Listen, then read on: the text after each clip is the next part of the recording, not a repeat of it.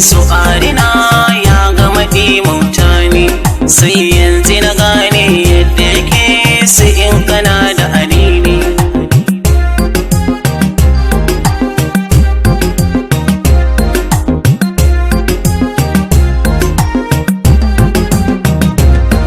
Ni wacce nake so ce ta faɗa mini na yi haƙuri na ja da waya, sai da ta ja ni ta kai ni kololuwa ta sako ni na taho da keya.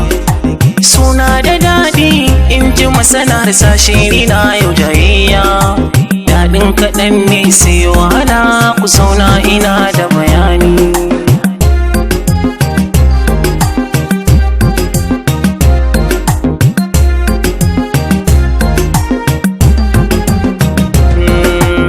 So in ya kai so biyu ɗaya take zama kalaman bakinta a hira, wataran idaninta cikin idanuna sai ta yi murmushi ta ce sanyi aranta na kwarara. Har da shashaka kuka take yi min in na ce zan yi tafiya sai ta ce za ta yi ƙaura. Kin yaudare mini ƙalbiya ta sai dai bayani.